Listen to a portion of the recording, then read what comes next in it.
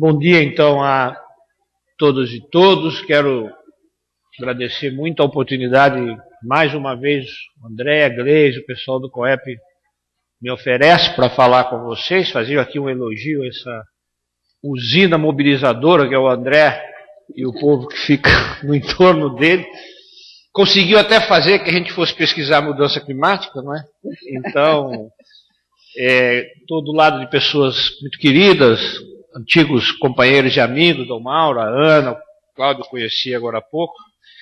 Eu, na verdade, me coloquei aqui na condição mais confortável de comentarista, então, ou debatedor, como quiserem. Então, eu vou fazer aqui algumas observações com esse caráter.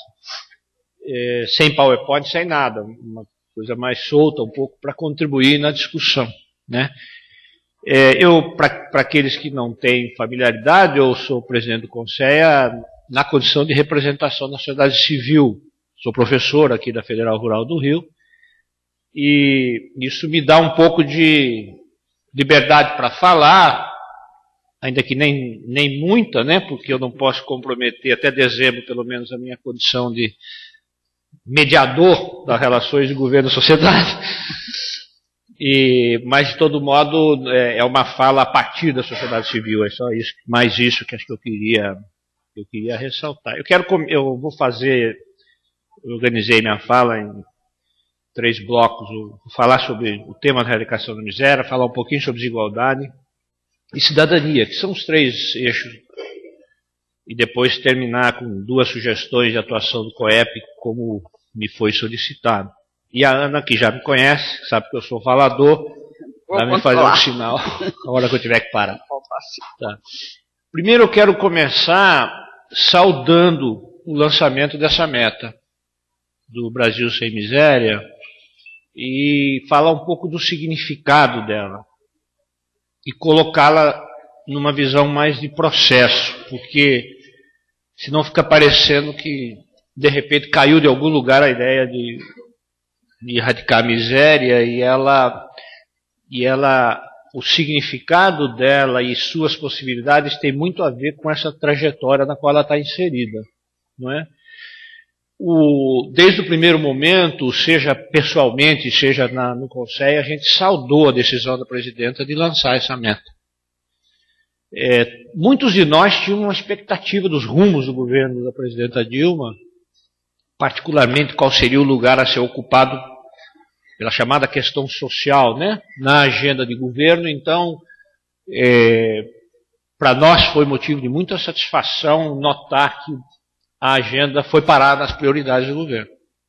Isso não é pouco, viu, gente? Essas coisas a gente tem que sempre valorizar, até porque não é fácil num país com as características do Brasil você ter essas decisões. Acho que o governo Lula inaugurou muito isso, eu quero falar nessa direção, ajudou muito nessa direção, claro, né? Mas reafirmar o social no centro das prioridades é uma questão a ser sempre reforçada, né? Mais do que isso, acho que é uma decisão corajosa. O Cláudio, até alguém já falou, acho que foi o próprio Cláudio, e a Ana falou, não é? Uma decisão corajosa, mas absolutamente factível, né? É absolutamente factível. Não, do meu ponto de vista, não tem nada de demagógico. Não é uma mera reprodução da retórica que nós estamos acostumados a ouvir. Este é um país de miseráveis, de pobres, eu vou acabar com a miséria, vou acabar com a pobreza. Não é isso que nós estamos assistindo assim que eu entendo, né, é uma meta formulada valendo-se, alimentando-se da dinâmica social e política que vem do Fome Zero. E amplia o seu foco. E estabelece uma meta mais ousada, porém ainda, eu insisto em dizer, factível. A factibilidade dela, ela obviamente que depende da justeza, né, dos instrumentos, do diagnóstico, e depende de algumas questões que eu vou ressaltar aqui. Então eu acho que nós temos que saudar a meta, e que vai nos permitir manter uma mobilização social que cresceu, felizmente, no Brasil e tem ido na direção de promover uma inflexão na trajetória do Brasil muito importante, né? Muito importante. cheia de desafios pela frente, mas ela é muito importante. Mas eu fiz questão de começar com essa ideia de processo, porque eu acho que muito das possibilidades do êxito desse programa depende da capacidade dele de se alimentar, se valer das dinâmicas sociais e políticas que estão em curso no país já há algum tempo, em vários planos, não só no plano nacional, mas também nas esferas subnacionais. Não é? Embora haja uma novidade aí, embora haja uma visão de ampliar um foco originalmente colocado na fome, né, e nas suas várias dimensões, e passar a falar de miséria ou de extrema pobreza, embora haja, portanto, novidades aí, eu insisto nisso, né, muito da possibilidade de êxito vai depender da capacidade de reconhecer e potencializar processos em curso. E reorientá-los quando for o caso. Não é? Não se trata de repente, nem é essa a intenção do governo, pelo que eu consigo entender, de baixar na sociedade uma nova coisa milagrosa. Não é disso que nós estamos falando. Nós estamos falando da continuidade, aperfeiçoamento e ampliação de um processo que vem se dando já de algum tempo. Do ponto de vista da concepção, particular, é uma opinião pessoal, eu gosto da concepção do plano, tive a oportunidade de conversar com várias pessoas, minha querida amiga Nathalie, que está aí, com a Ana, com a ministra, lá no Conselho, debatemos mais uma vez. Eu acho que o plano, no geral, ele é bem pensado nos seus 3 eixos, não é? Acho importante essa concepção de busca ativa, que foi destacada aqui pelo Cláudio. A ideia de focar no acesso aos serviços públicos é corretíssima, para tentar escapar um pouco de algumas armadilhas, né, de concepção de pobreza, de linha de pobreza, da renda, que de repente se abre e diz assim, bom, não é.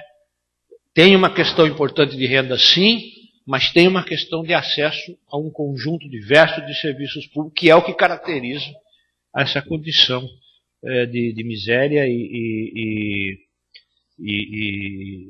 valoriza, né, dá devida atenção à multidimensionalidade da pobreza. Eu acho que está correto.